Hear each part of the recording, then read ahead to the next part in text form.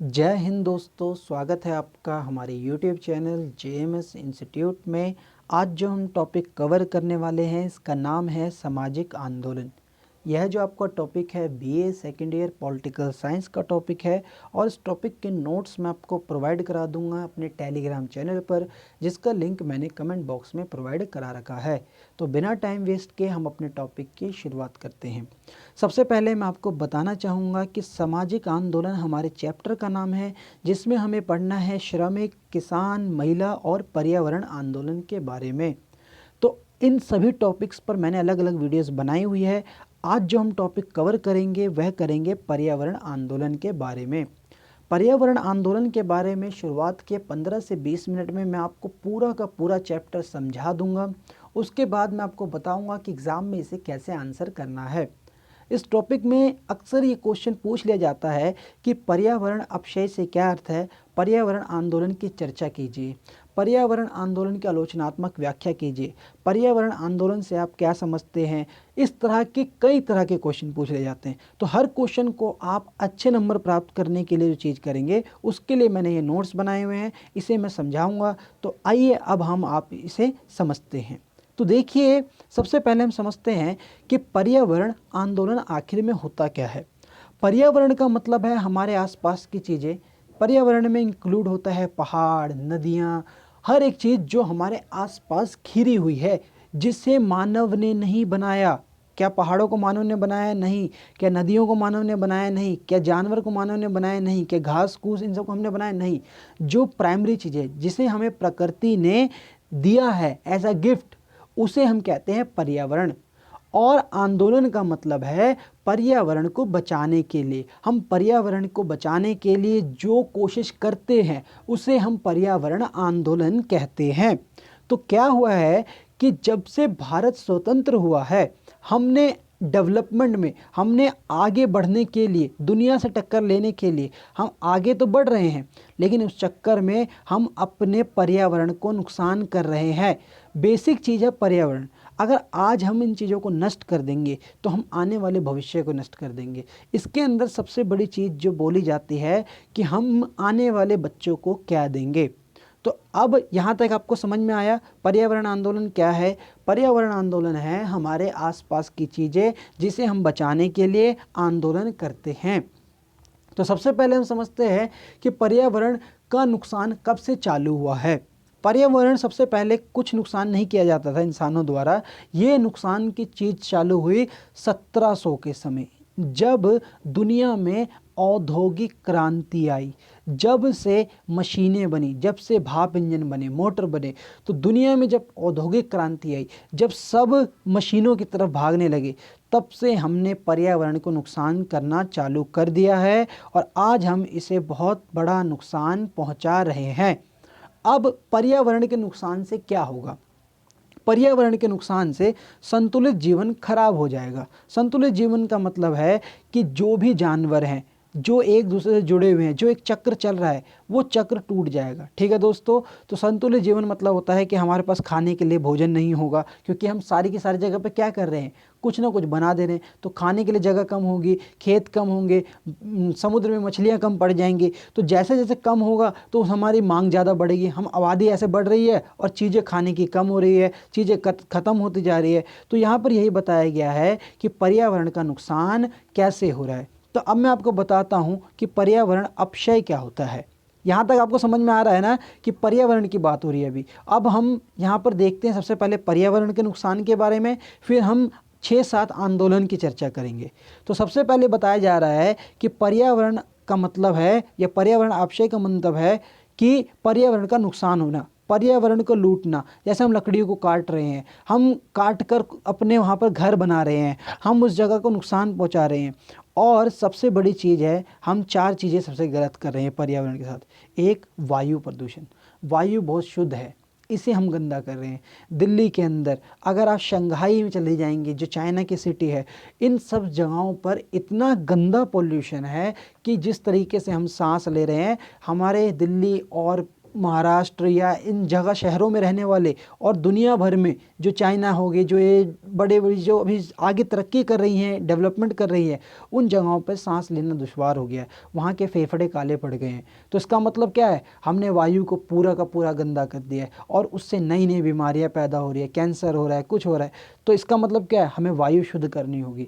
दिल्ली सरकार को कई बार फटकार लगाती है कोर्ट कि आप ये क्या जीने का अधिकार छीन रहे हैं, कैसे इसमें कोई बच्चा पैदा होते ही सोचो उसके साथ में 350 जो सबसे गंदा पोल्यूशन का वो होता है जिसमें भारी कण हमारे छाती में चले जाते हैं, उससे गंदे से गंदा तरीके से जाता है। सुबह सुबह अगर आप दिल्ली से गुजरेंगे तो वहाँ पर आपके गूगल में शो कर दे कि यहाँ पे हैजार्डस है, जहरीला सांस है।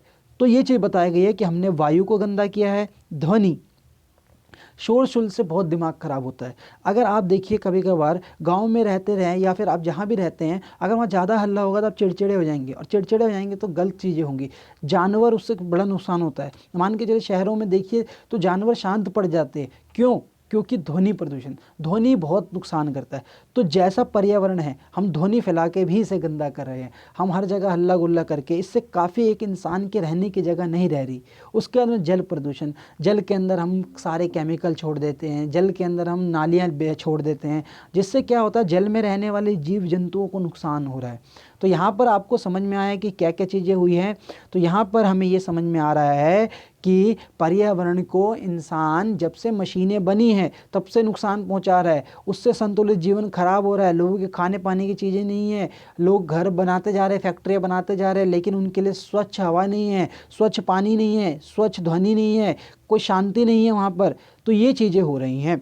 इसके साथ साथ हम सबसे गलत चीज़ जनसंख्या बढ़ाकर कर रहे हैं। हम जैसा जैसा जनसंख्या बढ़ा रहे हैं, उनके खाने पीने की चीज़ें नहीं है। जनसंख्या में जब खाने पीने की चीज़, जब ज़्यादा लोग हो जाएंगे तो उनके करने के लिए जॉब नहीं रहेगी, फिर वहाँ पर लड़ाई होगी। हम नॉर्मल चीज़ों के लिए लड़ेंगे, हमारे पास बेसिक चीज़ें नहीं रहेंगी। उसके बाद में हम आए दिन परमाणु ऊर्जा का इस्तेमाल करते हैं, परमाणु बम लगाते हैं, परमाणु विकास कर रहे हैं, इससे भी तो पर्यावरण को नुकसान हो रहा है। तो यही चीज़ थी पर्यावरण के नुकसान के बारे में, पर्यावरण अपक्षय के बारे में, पर्यावरण विनाश के बारे में, पर्यावरण उद्योग के बारे में। तो यहाँ तक आपको ये चीज़ें समझ में आई कि नहीं, मेरे को प्लीज़ बताइए। तो अब तक हमने यही समझा है कि पर्यावरण को इंसान नुकसान कैसे कर रहा है। अब हम बात करेंगे आंदोलनों के बारे में।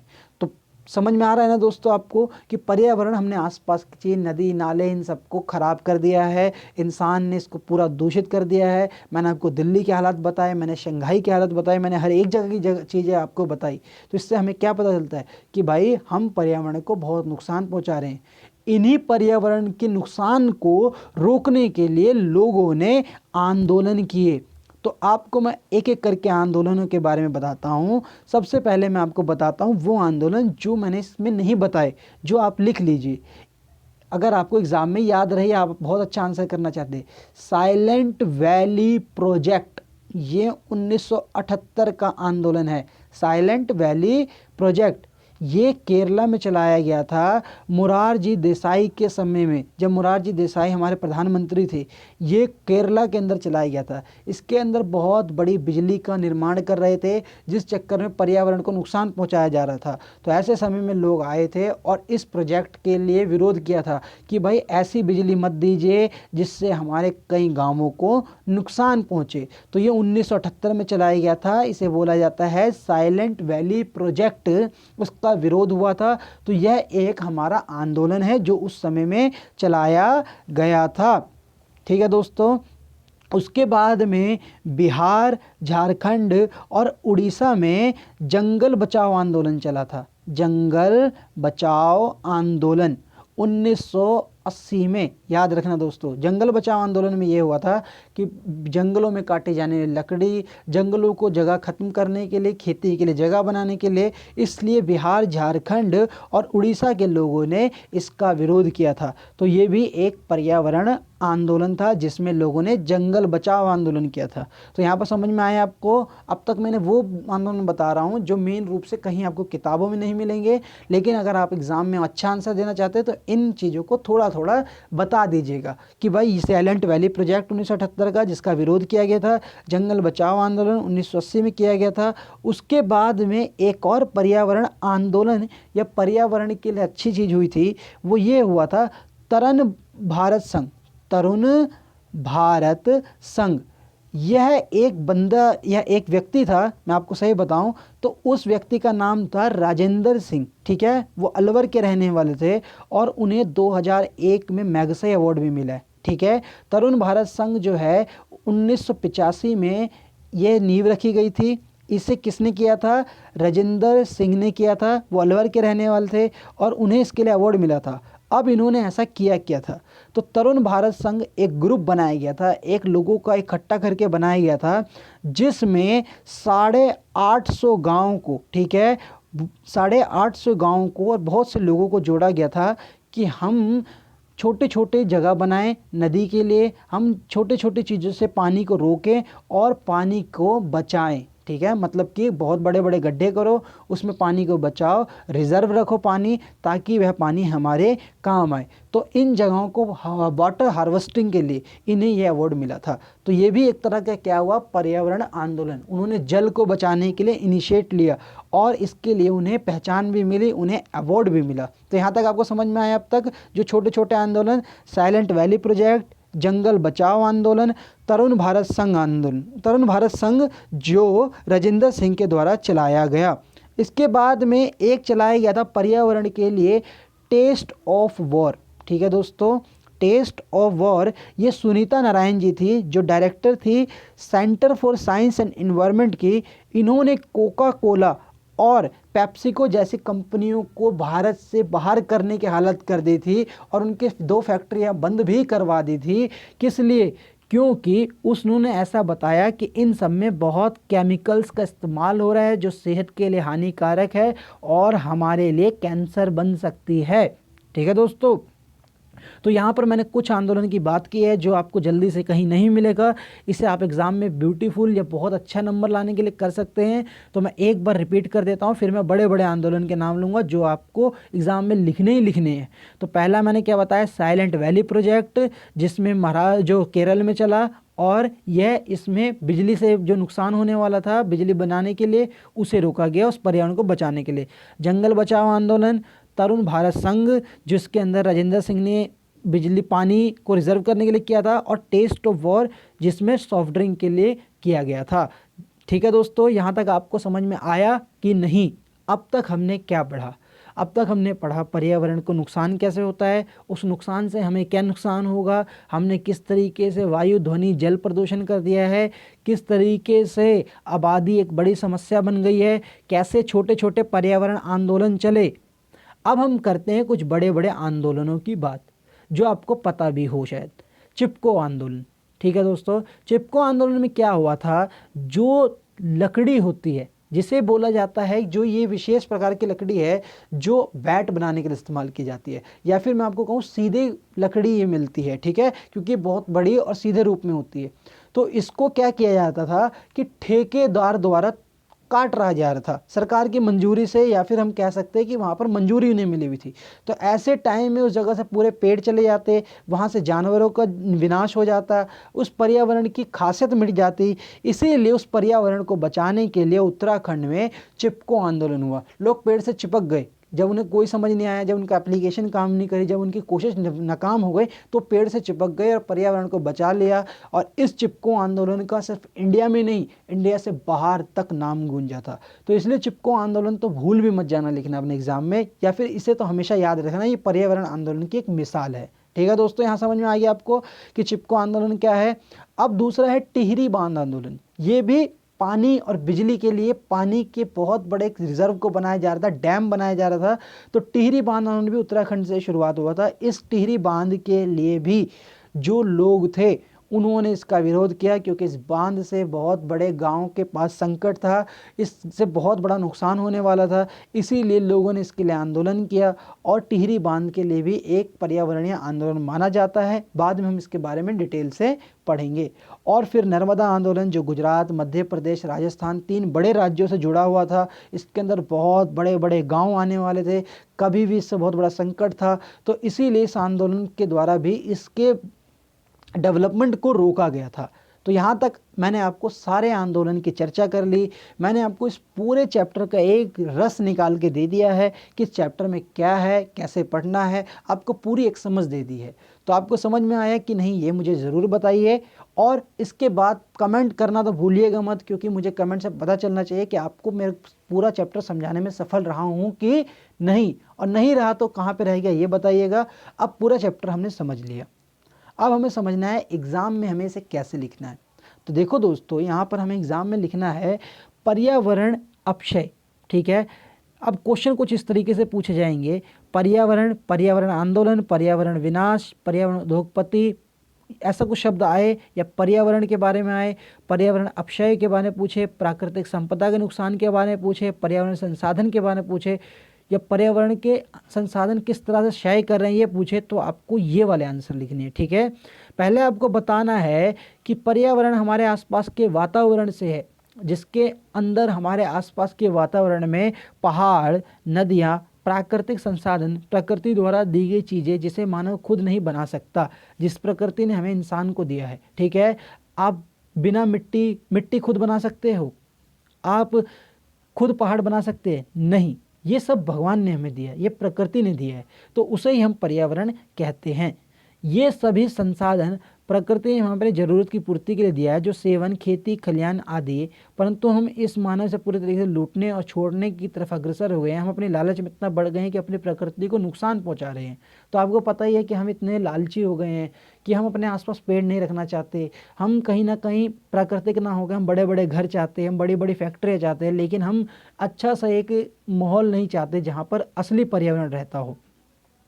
1700 के बाद जब से औद्योगिक क्रांति आई है, जब से मशीन आए हैं, जब से ये इलेक्ट्रिक चीज़ें बनी हैं, जब से इंसान के जीवन में एक क्रांति आई है उद्योग की, जब से टेक्नोलॉजी की, जब से इंडस्ट्री की, तब से हमने इसका दोहन कर लिया है। और इसका सबसे अच्छा एग्जाम्पल प्लास्टिक है।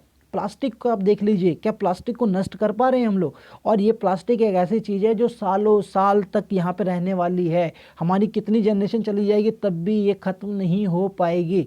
तो हम क्या कर रहे हैं, इतने धड़ल्ले से प्लास्टिक बना रहे हैं, आने वाले समय में हमें इसे नष्ट करना हमारे लिए बहुत बड़ी समस्या हो जाएगी। तो ये तो एक छोटा सा एग्जाम्पल है, यही चीज़ बताया जा रहा है कि प्लास्टिक कितनी बड़ी समस्या है, और वनों को हम ज़्यादा से ज़्यादा काट रहे हैं, खेत खलियान कम कर रहे हैं, तो इससे क्या होगा, बहुत बड़ा नुकसान होगा। भारतीय साधु की तरह एक बात कही गई थी कि धरती वह होती जा रही है, बांझ होती जा रही है, कृत्रिम खादों का इंजेक्शन देकर हम उपज खराब करें। तो यहाँ पे भारत में कहा जाता है कि हम बहुत से नुकसान पहुँचा रहे हैं, हम इंजेक्शन के ऊपर हो गए हैं, हम खेतों में दवाइयों से ही पूरा आधारित हो गए हैं, धरती के मानचित्र से जातीय प्रजातियाँ लुप्त हो चुकी है, पर्यावरण में भयानक परिवर्तन हो चुकी है, जो संतुलित जीवन के सर्वथा अनुपयुक्त है। आप किसी 20 साल 25 साल पुराने व्यक्ति से पूछ लीजिए, आप जहाँ भी रहते हैं, कहीं भी रहते हैं, आप उससे पूछ लीजिए यहाँ क्या बदलाव आया है, वो इतने बदलाव बता देगा आपको, आपके शहर या आपके इलाके में, कि आप खुद कहोगे कि यार बदल तो दिया है। और आप आज विटनेस बन जाइए और आज से 25 साल बाद आप देखिए, आज ही फोटो खींच लीजिए, आज से 25 साल बाद देखिए आप इसका क्या कर देंगे। तो यहाँ पर यही बताया गया दोस्तों कि हमने क्या करा है, हमने पूरी प्रकृति को तहस नहस कर दिया। हमने सब्जियां जो हैं कितनी सारी केमिकल से कुछ आ रही है, तो हम इसका दोहन तो कर रहे हैं, इसका नुकसान भी हमें झेलना पड़ेगा। आने वाले समय में एक बहुत दुखद तस्वीर यह है कि प्रकृति और इंसान के बीच एक भयानक खाई आ जाएगी। नवीनीकरण, मशीनीकरण, प्रौद्योगिक टेक्नोलॉजी वैसा आदमी को संवेदना गायब हो गई है। हम नहीं सोचते कि पेड़ को काटने से जानवर कहाँ जाएंगे, हम नहीं सोचते कि मोबाइल चलाने मोबाइल के नेटवर्क से चिड़िया मरेगी, कुछ भी होगा, हमें कोई फ़र्क नहीं पड़ता। तो हम बहुत ज़्यादा सेल्फिश हो गए, हमें कोई वो नहीं पड़ता कि अगर हम पानी या नदियों को गंदा कर रहे हैं तो इससे इस पे जुड़े वाले जानवर या कल पीने के लिए पानी रहेगा या नहीं रहेगा। तो यहाँ यही बताया गया है कि पर्यावरण फिर हम हमारे बाद में सपना हो जाएगा। आज जैसे हम पेड़ों को काट कर शहर बना रहे हैं, फिर हम शहरों को ख़त्म करके भी वो पर्यावरण नहीं बना पाएंगे। तो यही बात यहाँ पर बताई गई है। तो आपको यहाँ तक समझ में आ गया कि पर्यावरण का अपक्षय क्या है, हम कैसे मतलबी बन गए हैं।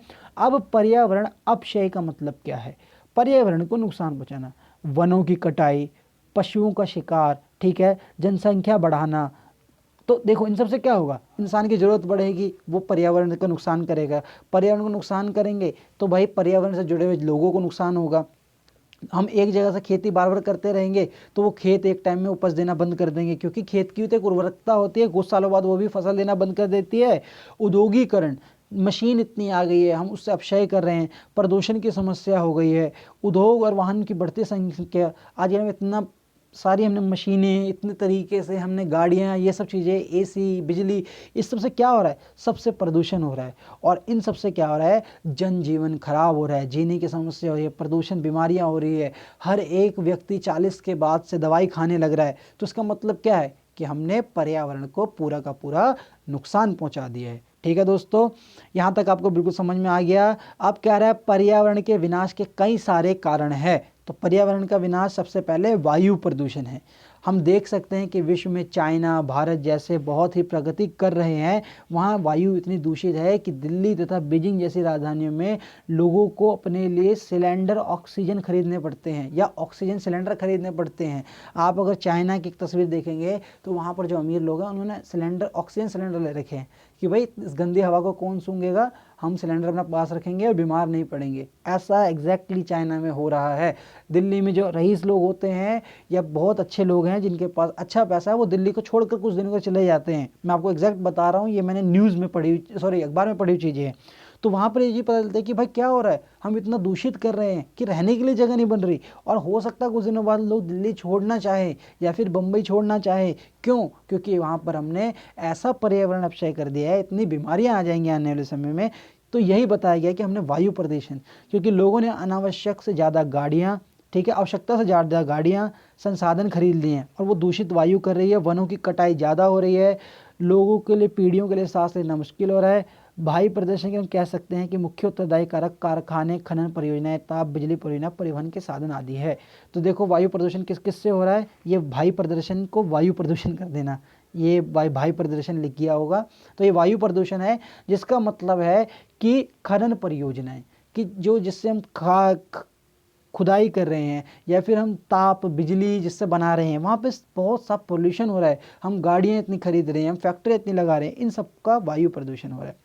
ध्वनि प्रदूषण का अर्थ होता है कानों में शोर या शोर। एक उदाहरण देखें तो वह जब तक ध्वनि तो हमारे कानों को अच्छी लग रही है, वो ध्वनि है। जब तक हमें अच्छा लग रहा है कुछ सुनना तो अच्छा है, और जब हमारे कानों को कुछ अच्छी नहीं लगती तो हम उसे शोर कहते हैं। और ये शोर किसका हो रहा है? गाड़ियों का हॉर्न बजाना, रोडों के पास वाले घरों में ध्वनि प्रदूषण होता है, तेज आवाज़ में गाने सुनना, एयरपोर्ट के पास ध्वनि होना, किसी भी रूप में हल्ला होना ध्वनि प्रदूषण कहलाता है। अगर आप एयरपोर्ट के पास रहते हैं, किसी तरीके से रहते हैं, तो आप पूरे अजीब से हो जाएंगे। आजकल के जो बच्चे हो रहे हैं उनका मानसिक जो स्थिति है, जो दिमाग है, वो एक जगह स्थित नहीं है। हम पूरे दिन मोबाइलों में, कानों में लीड लगा रख रहे हैं, पागल होने लग गए हैं। हमारे जॉब ऐसी हो गई है कि हम 7-8 घंटे मोबाइल से जुड़े हुए हैं। तो इन सबका क्या हो रहा है दोस्तों? ये ध्वनि हमारे दिमाग को बेकार कर रही है, हमें कहीं ना कहीं कमज़ोर बना रही है, हमारे इंसान की क्षमता खराब कर रही है। तो ध्वनि से जानवरों को भी नुकसान होता है, वे भटक जाते हैं, कई बार उनका एक्सीडेंट हो जाता है, या पैदा होने वाले बच्चों को स्मरण शक्ति, उनकी जो सोचने की शक्ति है वो खो जाती है, सुनने की शक्ति चली जाती है। इंसान ज़्यादा हल्ले और ध्वनि के प्रदूषण में रहे तो उसकी दिमागी हालत भी खराब हो जाती है। तो यहाँ तक दोस्तों ध्वनि प्रदूषण का नुकसान समझ में आया, ध्वनि प्रदूषण कैसे होता है समझ में आया। इसी तरीके से अब हम करेंगे जल प्रदूषण। आबादी के अत्यधिक बढ़ने के कारण जल, नदी, कुएं, तालाब, स्रोत का जल तेजी से खत्म हो रहा है। ठीक है, हम पानी पीते हैं, हम कपड़े धोते हैं, हम एक एक बंदे पे कितना सारा पानी हमें एक जीवन में इस्तेमाल कर लेते हैं। एक साल में एक व्यक्ति ये लगाओ कि मैं कितना पानी खराब करता हूँ। और जिस तरीके से हम आबादी बढ़ाते जा रहे हैं तो पानी खत्म होता जा रहा है। आप देख ही सकते हैं कि ज़मीन के अंदर से पानी, अगर आप डाटा देखते हैं तो आपको पता होगा कि ज़मीन के अंदर जितना पानी पहले आज से 10 साल 20 साल पहले था वो खत्म हो गया है। यमुना का पानी पूरा खराब हो गया है। गंगा का भी 20% 10% पानी, ज़्यादा से ज़्यादा ही पानी खराब है। गंगा को साफ़ करने की बात करी जाती है। इसी तरीके से सारी नदियों को तो हम गंदा कर रहे हैं। यही कहा गया है कि इन्हीं नालियों में बहा दिया जाता है, जो सही तरीके से साफ़ करने वाली व्यवस्था भी नहीं है। बाहर के देशों में क्या होता है कि आपकी नाली कभी नदियों में नहीं मिलती, और नालियों को बहुत साफ़ किया जाता है, उसको 13 बार फिल्टर करके तब कहीं छोड़ा जाता है ताकि उसका पानी नुकसान न करे जल में रहने वाले जीवों को। लेकिन हमारी इधर कोई ऐसा नहीं है, केमिकल भी हम पानी में छोड़ देते हैं। जल प्रदूषण से जल में रहने वाले जीव, जल पर निर्धारित जीव दोनों ही गायब हो जाते हैं और कई तरीके से हमें जल का संकट का सामना करता है। एक आंकड़े के मुताबिक 2040 तक भारत के 40% से ज़्यादा हिस्सा पानी की कमी से जुड़ जाएगा। इसके अलावा हम पानी का इस्तेमाल बहुत गलत कामों के लिए भी करते हैं, जैसे गाड़ी को धोना व अन्य काम आदि। तो देख ही सकते हैं कि पानी का कितना नुकसान हो रहा है। मैं आपको बताता हूं कि हमारे इंडियन टीम के बहुत बड़े प्लेयर हैं, उन्होंने क्या किया था, तो उन्होंने किसी जगह पर जाकर साफ पानी से क्या किया, गाड़ी साफ करने लग गए, उनके ऊपर फाइन लग गया था। ठीक है, तो इसीलिए हमें कभी भी पानी का सही इस्तेमाल करना चाहिए। जल बहुत कीमत है, कहते हैं जल है जीवन तो कल है जीवन। ठीक है, तो जल होना चाहिए तभी कल है भाई। तो इसीलिए हमें इन चीज़ों को समझना होगा। अब जनसंख्या बहुत बड़ी चीज़ है। आप अगर इकोनॉमी पढ़ते होंगे या अर्थशास्त्र पढ़ते होंगे तो भारत की सारी समस्या ऐसे लगेगी जनसंख्या में ही घुसी हुई है। जितनी जनसंख्या, जॉब नहीं है, सरकारी नौकरी की इतनी मारामारी क्यों है, प्राइवेट जॉब में इतना कम पैसा क्यों है, पढ़ाई लिखाई इतनी खराब क्यों हो रही है, हर एक नौकरी के लिए मारामारी क्यों है, लोग एक दूसरे को क्यों मार रहे हैं, बेरोजगारी क्यों बढ़ रही है, आतंकवाद क्यों बढ़ रहा है, सबका कारण ऐसा लगेगा जनसंख्या है। तो जनसंख्या एक बहुत बड़ा कारण है। जनसंख्या की मांग ज़्यादा होती है, हर एक लोग की अपनी अपनी मांग है। हर एक बच्चा मोबाइल मांगता है, हर एक व्यक्ति मोबाइल मांग रहा है, हर एक व्यक्ति अच्छा खाने को मांग रहा है, हर एक व्यक्ति की अपनी अपनी मांग है और उसे पूरा करना भी है। तो पूरा करने के लिए मिलावट वस्तुएं लाई जाएंगी, इससे हमें समझौता करना पड़ता है। इसलिए हमें परिवार नियोजन की पॉलिसी अपनानी चाहिए। हमें ऐसी भी रखना होगा कि हम 2 पैदा हों, 2 मरे तो 2 पैदा हो। हमारे पास ऐसा नहीं होना चाहिए कि हम 2 मरे और 40 पैदा हो, 20 पैदा हो, उससे बहुत बड़ी समस्या होगी। हमारी सरकार या हम लोग उसकी पूर्ति नहीं कर पाएंगे। तो ये बताया गया है कि भाई आबादी भी पर्यावरण को नुकसान पहुंचाती है। वनों की कटाई और शहरीकरण, वनों की कटाई ज़्यादा कर दो, हर जगह को शहर बना दो। अब देखो मैं बताता हूँ, जब मैं छोटा हुआ करता था तब मैं गाँव जाता था तो शहर का नाम मतलब कि शहर जो वहाँ पे छोटे छोटे बहुत छोटा जगह होती थी जहाँ पर दुकान वुकान मार्केट हुआ करती थी, और आज मेरा गांव पूरा मार्केट बन गया एक तरीके से। ये नहीं है कि वहाँ पे खेती खत्म हुई है, लेकिन शहर बना बना के हमने बहुत सी खेती की जगह, या फिर मैंने आज से 10 साल पहले दिल्ली के कई इलाकों को देख रखा है। तो मैं सही बता रहा हूँ, बहुत इंसान ने बदल दिया है। तो इससे बहुत नुकसान हुआ है, बहुत बड़ा नुकसान हुआ है। इससे कई कई चीज़ें आई हैं, बीमारियाँ आई हैं, कई चीज़ें आई हैं। तो हमें पर्यावरण का ज़्यादा दोहन नहीं करना चाहिए। अब देखो, मुझे पता नहीं, लेकिन चाइना ना एक चीज़ कहता है कि अभी आपने देखा है कि कोरोना वायरस या कोविड-19 जो बीमारी आई है, चाइना का मानना हो तो क्या है, वो बोलता है, चाहे झूठ बोलता है या फिर एक पल के लिए मान लीजिए, वो बोलता है कि भाई ऐसा हुआ है कि जानवर, पानी की कमी आई है और उससे जानवरों के बीच में लड़ाई हुई है।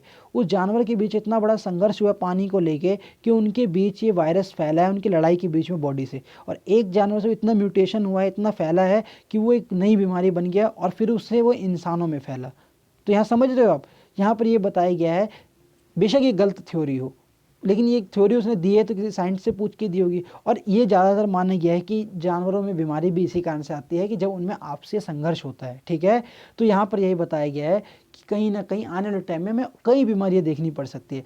परमाणु विखंडन या नाभिकीय प्रदूषण, परमाणु की जो हम आए दिन बंदूक पिस्तौल ये सब बनाते जा रहे हैं, उनके बंदूक पिस्तौल से तो नहीं, मैं एक तरह से बताऊंगा कि बम बारूद जो बना रहे हैं उससे बहुत पर्यावरण को नुकसान होता है। हम हर एक नई नई चीज़ें बनाते हैं, उससे नाभिकीय ऊर्जा कई कई चीज़ें बनाना, उन सबसे क्या होता है, पर्यावरण को नुकसान होता है। ठीक है दोस्तों, तो यहाँ तक आपको समझ में आ गया कि नहीं, मुझे प्लीज़ कमेंट करके बताइएगा, क्योंकि अब इसके बाद हम सिर्फ आंदोलन की चर्चा करेंगे।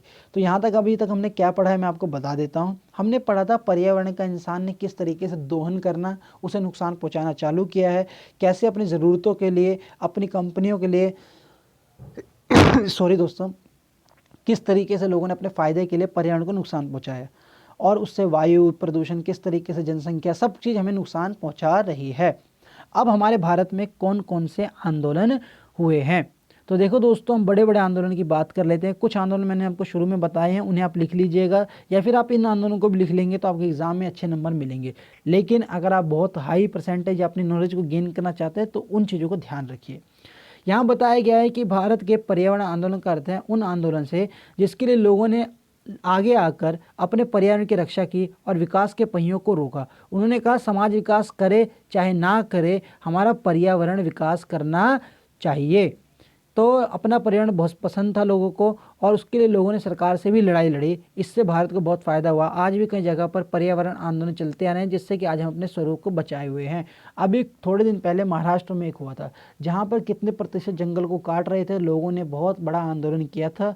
सरकार लास्ट में जीत गई थी, लेकिन उससे पर्यावरण के लिए लोगों ने बहुत लड़ाई लड़ी। आज के टाइम में भी मैं देखता हूँ कि लोग जागरूक हो रहे हैं।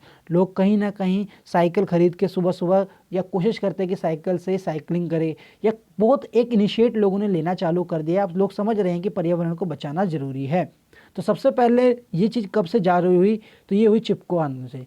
चिपको आंदोलन बहुत ही बड़ा पर्यावरण आंदोलन था। इस आंदोलन को चिपको आंदोलन बहुत महत्वपूर्ण है। यह आंदोलन गढ़वाल और कुमाऊं क्षेत्र में चंडी प्रसाद भट्ट के नेतृत्व में प्रारंभ किया गया था, जिन्होंने नया आंदोलन को आगाम दिया था, नई तरीका दिया था, नया रूप दिया था। उनके नेतृत्व में गढ़वाल और कुमाऊं के क्षेत्र में भी फैल गया। इस आंदोलन की शुरुआत रेडी नाम गांव के ठेकेदारों को पेड़ काटने के विरोध में हुआ कि भाई वहाँ के लोग क्या कर रहे थे, रेडी नाम के गांव में ठेकेदार पेड़ काट रहे थे। उस पेड़ से बहुत चीज़ें बनती है, बैट बनते हैं, कई तरह की सीधी लकड़ी होती है, तो उससे बहुत काम आते हैं। ठीक है दोस्तों, और पेड़ों को ना काटे इसलिए महिलाओं की बात नहीं मानी तो पेड़ों से भी चिपक गए, जिसके परिणाम स्वरूप पेड़ों को नहीं काटा गया और वापस लौटना पड़ा।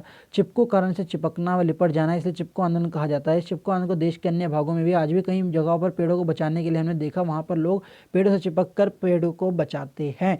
तो दोस्तों चिपको आंदोलन बहुत ही फेमस आंदोलन है, दुनिया भर में इसकी चर्चा हुई, तो चिपको आंदोलन आपको लिखना ही होगा। ठीक है, तो चिपको आंदोलन समझ में आ गया कि भाई पेड़ों को काटने के लिए औरतें पे या जो वहाँ के लोग थे वो पेड़ों से चिपक गए। अब है टिहरी बांध। टिहरी बांध उत्तराखंड के गढ़वाल क्षेत्र में भागीरथ और नीलंगा नदी पर बनने वाले एशिया का सबसे बड़ा और विश्व का 5वां ऊंचा बांध था। ठीक है, 260.5 मीटर। ठीक है, तो देख लो इतनी ऊंचाई थी। इस बांध का उद्देश्य जल संसाधनों का बेहतर इस्तेमाल करना था। इस जल से पानी, पन बिजली का निर्माण करना था और 1972 में योजना आयोग ने दी थी। इसकी स्वीकृति कह दी कि बना दो, लेकिन ऐसा न हुआ कि टिहरी जल विद्युत परियोजना के पूर्ण होने पर यहाँ 620 करोड़ यूनिट बिजली उत्पादन होगा, जो दिल्ली तथा उत्तर प्रदेश के कई क्षेत्रों को अलग बिजली और पेयजल की सुविधा उपलब्ध कराएगा। तो इससे देखो कितनी बड़ी बिजली बनने वाली थी। लेकिन इस परियोजना का सुंदरलाल बहुगुणा तथा अनेक पर्यावरणवादियों ने कई आधारों पर विरोध किया। Indian national trust for art and culture heritage द्वारा टिहरी बांध के मूल्यांकन की रिपोर्ट के अनुसार यह बांध टिहरी कस्बा और उसके आसपास के 23 गांवों को और 72 अन्य गांवों को आंशिक रूप से जलमग्न कर देगा। कभी भी कुछ ऐसा तो उसमें पानी भर जाएगा और 8,56,000 लोग विस्थापित हो जाएंगे। 5200 हेक्टेयर भूमि, 1600 हेक्टेयर कृषि भूमि जलाशय की भेंट चढ़ जाएगी। ठीक है, तो इस बांध के बनाने से बहुत बड़ा नुकसान होने वाला था और गहन भूकंप सक्रियता के क्षेत्र में आता है। यहाँ पर कभी भूकंप आ सकता है, जिससे कि 8 तीव्रता का भूकंप आया तो टिहरी बांध टूटेगा और उससे इतना बड़ा नुकसान होने वाला था। तो मतलब टिहरी बांध बनाने से कोई दिक्कत नहीं थी, लेकिन उसमें कभी भी कोई गड़बड़ होती तो इन चीज़ों का नुकसान होता है, इतने बड़े गाँवों का, इतने लोगों का, इतनी बड़ी खेती की भूमि का। तो टिहरी बांध विरोधी आंदोलन ने इस परियोजना क्षेत्र के पर्यावरण, ग्रामीण जीवन शैली, वन्य जीवन, कृषि, लोक संस्कृति को होने वाली क्षति की ओर लोगों का ध्यान आकर्षित किया और इसका सकारात्मक प्रभाव स्थानीय पर्यावरण की रक्षा के साथ विस्थापित लोगों के पुनर्वास में मानवीय सोच के रूप में देखने को मिला। तो देखो दोस्तों यहाँ पर क्या हुआ, इससे लोगों ने बताया कि ये बांध तो हमारी इतनी दूर समस्या करेगा ही, इससे बिजली बनेगी, ये बनेगी, सब ठीक है, लेकिन उसके अलावा यहाँ पे क्या नुकसान होने वाला है, यहाँ का जीवन खत्म होने वाला है, यहाँ का पर्यावरण, जो यहाँ पर जानवर रहते हैं वो कभी नहीं मिलेंगे, यहाँ पर जो भी स्पेशल जानवर है जो शायद दुनिया के कहीं नहीं मिलते वो खत्म हो जाएंगे। यहाँ का गांव दोबारा थोड़ा ना बस सकेगा। मैं आपको जिस इलाके में रहता हूँ कहीं भी आप दोबारा थोड़ा ना बसा पाओगे, वो सिर्फ वहीं है, वही जगह उसकी स्पेशलिटी है। वन्य जीवन खत्म हो जाएगा, कृषि खत्म हो जाएगी, वहाँ के लोगों की संस्कृति खत्म हो जाएगी और लोगों का ध्यान आकर्षित हुआ और लोगों ने भी कहा कि ये बांध परियोजना रुकनी चाहिए। तो फिर इसे रोका गया और इसको इसके प्रोग्राम से छोटा किया गया। ठीक है दोस्तों, अब कहते हैं नर्मदा बचाओ आंदोलन। यह भारत में चल रहे पर्यावरण आंदोलन की परिपक्व, आपको समझ में आ रहा है ना यहाँ तक? तो अब तक हमने क्या चर्चा की है पता है ना आपको? हमने अब तक ये चर्चा की है कैसे पर्यावरण को नुकसान पहुँच रहा है, कैसे उसके लिए आंदोलन चलाए गए, और अब हम कर रहे हैं नर्मदा बचाओ आंदोलन की। भारत में चल रहे पर्यावरण आंदोलन की परिपक्वता का उदाहरण, इसने पहली बार पर्यावरण विकास के संघर्ष को राष्ट्रीय स्तर पर चर्चा का विषय बनाया, जिसमें केवल विस्थापित लोगों को बल्कि वैज्ञानिकों, गैर सरकारी संगठनों, आम जनता की भी भागीदारी रही। इस आंदोलन में सभी लोग जुड़े, वैज्ञानिक, साइंटिस्ट सब जुड़े, एनजीओ से लेकर हर एक चीज़। नर्मदा नदी पर सरदार सरोवर बांध परियोजना का उद्घाटन 1961 में पंडित जवाहरलाल नेहरू जी ने किया था, लेकिन 3 राज्यों गुजरात, मध्य प्रदेश, राजस्थान मध्य जल वितरण नीति पर कोई सहमति नहीं बना पाई कि जल कैसे बटेगा, किस तरीके से इन तीनों राज्यों को जल मिला करेगा। सरकार ने नर्मदा जल विवाद न्यायाधिकरण का गठन किया ताकि जल संबंधी विवाद को हल कर सके और परियोजना का शुरू कर सके। तो सरकार ने एक ट्रिब्यूनल बना दिया कि भाई ये क्या करेगी, ये जल का बंटवारा करेगी इन तीनों राज्यों के बीच में। 1979 में न्यायाधिकरण सहमति पर पहुंचा, नर्मदा घाटी परियोजना जन्म लिया, जिसमें नर्मदा नदी, उसके 4134 नदियों पर 2 विशाल बांध बनेंगे और गुजरात में सरदार सरोवर बांध, मध्य प्रदेश में नर्मदा सागर बांध और 28 मध्यम बांध, 3000 जल परियोजना निर्माण शामिल थे। 1985 में इस परियोजना के लिए विश्व बैंक ने $450 करोड़ लोन देने की घोषणा की। सरकार के अनुसार इस परियोजना के मध्य प्रदेश, गुजरात, राजस्थान के सूखाग्रस्त क्षेत्रों को 2.27 करोड़ हेक्टेयर की भूमि को सिंचाई के लिए जल मिलेगा और बिजली का निर्माण होगा। पीने के लिए जल मिलेगा, क्षेत्र में बाढ़ को रोका जा सकेगा। नर्मदा परियोजना ने गंभीर विवाद को जन्म दिया। एक और इस परियोजना के समृद्धि विकास का सूचक माना जा रहा है, जिसके परिणामस्वरूप सिंचाई, पेयजल की पूर्ति, बाढ़ पर नियंत्रण, रोजगार के नए अवसर, बिजली, सूखे से बचाव, लाभ आदि को प्राप्त की जा सकती है। वही दूसरी अनुमान है। देखो दोस्तों, यहाँ मैं आपको समझाता हूँ। ये सब अभी तारीफ हो रही है कि इस बांध के बनने से इतने फ़ायदा होने वाला था, इससे तीनों राज्यों को पानी मिलने वाला था, इससे लोगों को रोज़गार मिलता है, इससे बिजली मिलती, इससे बाढ़ से बचते, इससे ये होता, इस तरीके से पानी को अलग इस्तेमाल करके ये हो जाता, वो जाता। लेकिन इसका एक नुकसान भी था। इससे 37,000 हेक्टेयर भूमि जलमग्न हो जाती, 13,000 हेक्टेयर वन भूमि थी और अनुमान लगाए 248 गाँव थे, 58% लोग आदिवासी थे। तो एक तरफ इतना फ़ायदा हो रहा था, लेकिन एक तरफ कितना बड़ा नुकसान हो रहा है। तो देख रहे हो, एक तरफ पर्यावरण को बनाने की बात हो रही कि ये बिजली मिलेगी, ये मिलेगा, ये मिलेगा, लेकिन दूसरी तरफ तो हम मेन चीज़ किसको खत्म कर रहे थे, इन चीज़ों को। तो इसी तरीके से सरदार सरोवर बांध परियोजना का कार्य 1978 में शुरू हो गया, परंतु उसके विरोध में आंदोलन शुरुआत 1985 में जब ये चालू हुआ तो इसका फिर रोकने के लिए लगे और मेघा पाटकर ने कई नेता रहे। यह मामला जब तुल पकड़ा तो 2006 में आंदोलन में तेजी आई और बांध की ऊंचाई 110 मीटर से बढ़ाकर 122 मीटर कर दी। और यह ध्यान होगा कि विकास और पर्यावरण संरक्षण सामंजस्य रखना आवश्यक है, अन्यथा ऐसे आंदोलन विकास विरोधी रूप धारण कर सकते हैं। तो ये क्या हुआ, 2006 में इतना बड़ा था तो ठीक था। इसकी जब ऊंचाई बढ़ा दी गई तो लोगों ने और आंदोलन किए और इस परियोजना में रुकावट डाल दी। तो ये परियोजना अभी भी रुकावट का विषय है। आगे देखिए क्या होता होगा इसमें। तो यहाँ तक हम क्या समझे, यहाँ तक ये हम समझे कि किस तरीके से लोगों ने पर्यावरण के लिए लड़ाई लड़ी। हमें ये देखना है कि पर्यावरण या हम तरक्की इंसान करे, लेकिन उसमें पर्यावरण को बहुत नुकसान ना पहुँचाए। तो प्लीज़ अब मैं आपको एक बार रिवाइज कर देता हूँ, एक बार थोड़ा सा गो थ्रू करा देता हूँ, फिर उसके बाद हम चैप्टर को यहीं पे ख़त्म कर देंगे। ठीक है। तो सबसे पहली बात यहाँ पर बताया गया है कि भाई इंसानों ने जो आंदोलन किए पर्यावरण को बचाने के लिए, उसे पर्यावरणीय आंदोलन कहते हैं। पर्यावरण को नुकसान ना पहुँचे इसलिए जो जो आंदोलन हुए, करीब से 6-7 आंदोलन मैंने आपको बताए हैं। और पर्यावरण को नुकसान लोग कैसे पहुँचा रहे हैं, तो उसकी वायु को गंदा करके, उसको गंदा करके, और ऐसा विकास करके हम क्या करेंगे जब हम वहाँ पे रह ही नहीं सकेंगे। तो यही सब चीज़ें हैं। तो प्लीज़ मुझे बताइएगा आपको समझ में आया कि नहीं, कौन सी समस्या हुई उसके बारे में चर्चा कीजिएगा, कमेंट करना मत भूलिएगा। उसके अलावा अपना ध्यान रखें, अच्छे से रहे। आगे और भी वीडियोज़ आपको मिलती रहेंगी। जय हिंद, भारत माता की जय। अपना ध्यान रखें। जय हिंद।